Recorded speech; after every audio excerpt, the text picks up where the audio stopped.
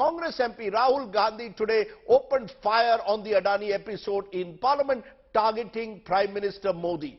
He accused the Prime Minister of giving undue benefits to Gautam Adani. Take a look at Rahul's attack on the Adanis and the opposition response. प्रधानमंत्री जी, आपकी foreign trips पे अदानी जी और आप कितनी बार एक साथ गए? Adani ji, how many times did you travel together with Adani ji? How many times did Adani ji join you later on a visit? How many times did Adani ji travel to a country immediately after you did? And in how many of these countries after you visited did Adani ji get a contract? Also an important question, जरूरी सवाल, अदानी जी ने BJP को पिछले 20 साल में कितने पैसे दिए हैं?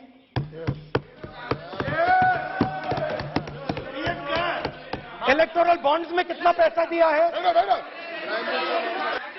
Coming together is a beginning, keeping together is progress, working together is success.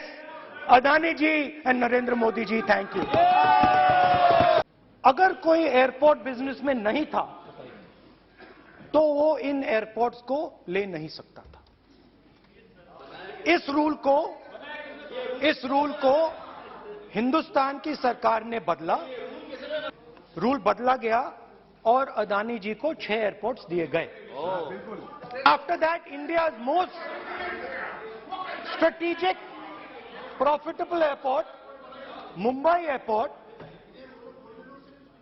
was taken away by GVK, hijacked by using the agencies. The agencies को CBI, ED का प्रयोग कर GVK पर दबाव डालकर हिंदुस्तान की सरकार ने उस एयरपोर्ट को अदानी जी के हाथों में कर दिया. प्रधानमंत्री जी ऑस्ट्रेलिया जाते हैं और जादू से State Bank of India $1 billion loan Adani ji को ऑफर कर देता. बांग्लादेश जाते हैं,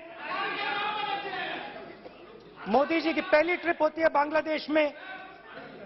वहां पे बांग्लादेश को इलेक्ट्रिसिटी बेचने का डिसीजन लिया जाता है. कुछ ही दिन बाद बांग्लादेश पावर डेवलपमेंट बोर्ड 25 साल का कॉन्ट्रैक्ट अदानी जी के साथ साइन कर देता है. 1500 मेगावाट इलेक्ट्रिसिटी का कॉन्ट्रैक्ट अदानी जी. जून 2022 में chairman of Sri Lanka Ceylon electricity board MMC Fernando informed a parliamentary committee in Sri Lanka in open hearing that he was told by President Rajapaksa that PM Modi pressured him to give the wind power project directly to Mr. Adani. कुछ दिन पहले ये Hindenburg report आई, उसमें लिखा था कि अदानी जी की हिंदुस्तान के बाहर शेल कंपनीज हैं. ये जो शेल कंपनीज हैं, सबसे पहला सवाल है, ये हैं किसकी? ये किसकी है मॉरिशस में जो शेल कंपनीज हैं? और ये जो हजारों करोड़ रुपया ये शेल कंपनीज हिंदुस्तान में भेज रही हैं, ये किसका पैसा है? और क्या ये काम अदानी जी फ्री में कर रहे हैं? शेल कंपनीज हैं, इनके बारे में हिंदुस्तान की सरकार ने कोई सवाल नहीं उठाए कि ये कौन लोग हैं, ये किनकी कंपनीज हैं? ये स्ट्रेटेजिक मामला है, पोर्ट्स का मामला है, एयरपोर्ट्स का मामला है, डिफेंस का मामला है. और जो कंपनी इन स्ट्रेटेजिक एरियाज में काम कर रही है उनके बारे में आपको मालूम ही नहीं. ये नेशनल सिक्योरिटी का मुद्दा है, आपको मालूम ही नहीं कि ये शेल कंपनीज किसकी हैं, कितना पैसा आ रहा है, किसका पैसा आ रहा है. Now, those were Rahul's attacks or punches. BJP's Nishikant Dubey, among others, countered Rahul's attack. Mahua Moitra, though, backed the Congress leader. Listen in. Congress party और कांग्रेस पार्टी की नीतियां केवल टाटा, बिरला, अंबानी इसको जो है मदद करने के लिए है। आपने इसके ऊपर क्या एक्शन लिया?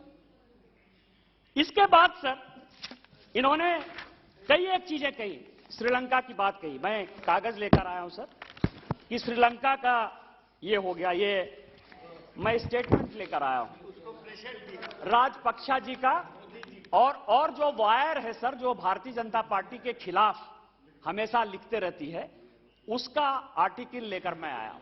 ये कह रहा है कि भारत सरकार ने, और मैं कांग्रेस पार्टी को चैलेंज करता हूं कि वायर की स्टोरी यदि गलत है, यदि श्रीलंका के राष्ट्रपति की स्टोरी गलत है, तो आप जो सजा देना चाहेंगे दे दें, नहीं तो पूरी कांग्रेस पार्टी को माफी मांगनी चाहिए, क्योंकि यह देश का सवाल है।